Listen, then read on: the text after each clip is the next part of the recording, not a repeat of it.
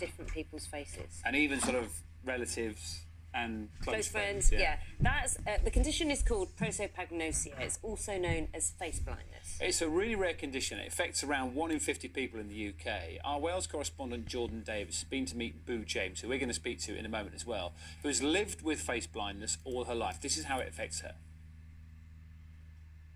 Meeting your partner in a coffee shop should be a piece of cake. But for Boo James, it can be a challenge.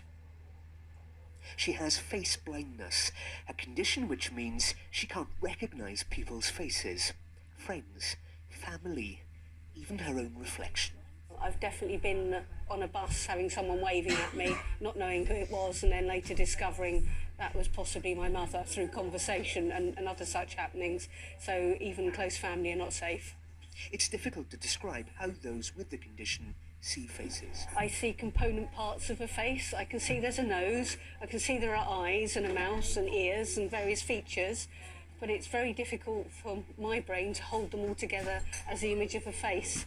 For example, I'm looking at your face now, but if I then turned away, I would find I had very little of a coherent picture of what I'd just seen. So if I showed you this person... No idea at all. Can you tell me what maybe you're picking out there? Well, I can see he's an older gentleman. We've got the lines round the eyes. I feel the eyebrows ought to be distinctive. Perhaps they are to other people. If I told you this was Donald Trump... Oh, really? So that's what he looks like. Really interesting, isn't it? We're joined now by Boo James and also by John Towler from Swansea University, who you saw in that piece, who is researching face blindness. Thank you so much for coming in today and talking to us about this. I feel slightly ignorant. I didn't know this was, something which affected 1 in 50 people. Boo, when did you sort of first realise that this was an issue for you? It was about 10 years ago. I saw a feature similar to this on television and recognised immediately, this is what happens to me in day-to-day life. Therefore, have I got this problem, which was such a relief to know, because before that I thought I was just a strange person. I had no accounting for the way that things were happening in my life.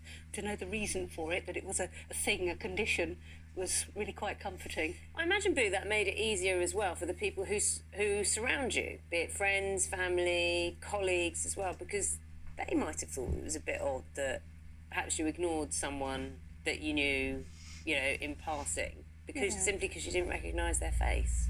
I don't know if I ever had that kind of feedback. I think as you go through life, you develop coping mechanisms and you hope that you sort of wing it most of the time and get away with it. And so how would you wing it, say, with us? Say, after this interview, you're here in the office and Dan or I come out of the office. How would you wing it in terms of being able to make sure, hi again? Right, well, if we were both dressed exactly the same and with your glasses on, having just seen you, I might stand a chance of recognising you again. That wouldn't be a problem in the very short term. But say I walked past you in the street tomorrow, or you were standing behind me at the checkout and you didn't have your glasses on, you had a hat on, I probably would end up saying I've never seen you before in my life. Famous or well-known or not, it doesn't seem to make any difference. So short term, a little bit I can manage, but long term, very, very difficult. Yeah, John, what do we know about the condition, and how can you help people like Boo to sort of, make, I suppose, survive and not make those sort of social faux pas that are brought about by the condition? Absolutely. So we're really interested in prosopagnosia for two reasons. Well, scientifically, because there are parts of the brain that we know are involved in face recognition. And those seem to not be working as well in people with prosopagnosia. So we're very interested in how specific a condition this is. Is it just faces that people can't recognise, or is it also other types of things, types of car or other types of objects? Many people that we see, it just seems to be a problem with face recognition.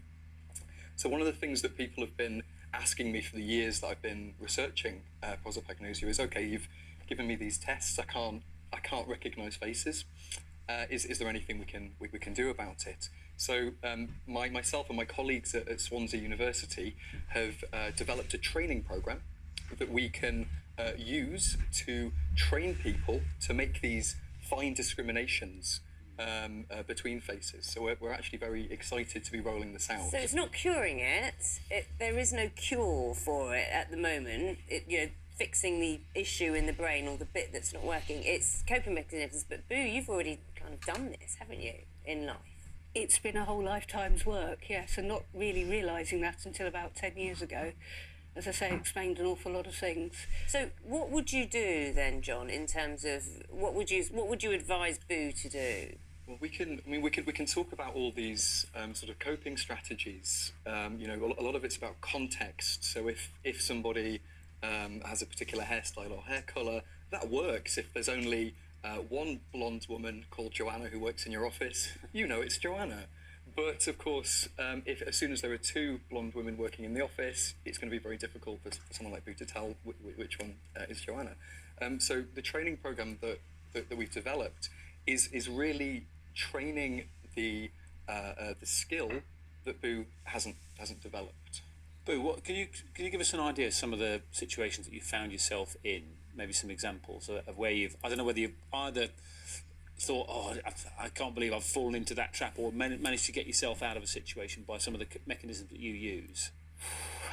It's difficult to choose from a whole lifetime's worth. I mean, this happens on a daily basis. I think it's perhaps easier to say going into the local town, into Swansea City near where I live, constantly wondering whether I've just walked past someone that I actually know very well. It's hard to quantify how much of your life you've missed, because you simply don't know whether you did know someone or not as you walk past. So I'm fascinated by this. So let's say, for example, a member of your family, you'd spoken to them the day before, or somebody you know well, you spoke to them the day before, but you can remember having that conversation, but you can't remember that it was with that person. Is that how it works? Well, I can give you an actual example there. I went to an event in Cardiff one day, and the next day I was shopping locally, and it happened to be that same person who I hadn't known before was in the same shop. Quite a coincidence. Right. But I didn't know that until they came over to me, and I was looking at them for a long while thinking, well, who on earth are you? I've never seen you before in my life, which is a phrase I often use. And they explained, but I saw you just yesterday at the event. Oh, that's right, yes. I must stress, it's not about remembering. You can remember people that you've seen, but you can't recognise people that you've seen. So it's as if you can't unlock that door to knowing who that person is.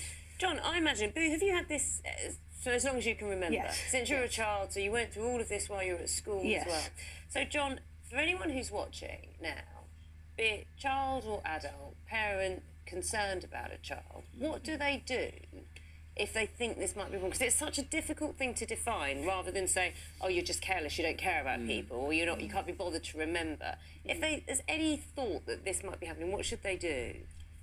Well, I think that actually raising awareness of the condition, exactly like what we're doing today, is extremely important. In the first instance, there's some information on the NHS Choices website, which is a really good little resource that people can go on and have a look at. And of course, you can contact people at universities as well. So there are researchers over the country who are very interested in this topic. People are doing work with children, teenagers, adults. If you recognise that you yourself might have this condition, please do get in touch with us at Swansea. And of course, there are lots of other researchers interested in this as well. Excellent. Hopefully that makes a difference to somebody watching today, Boo. Thank you, John, We as hope well. so. Really, really interesting. And thank you for articulating what sort of happens to you so clearly Thank as well. you. Fascinating stuff, isn't It really is. 13 minutes to 8 is the time.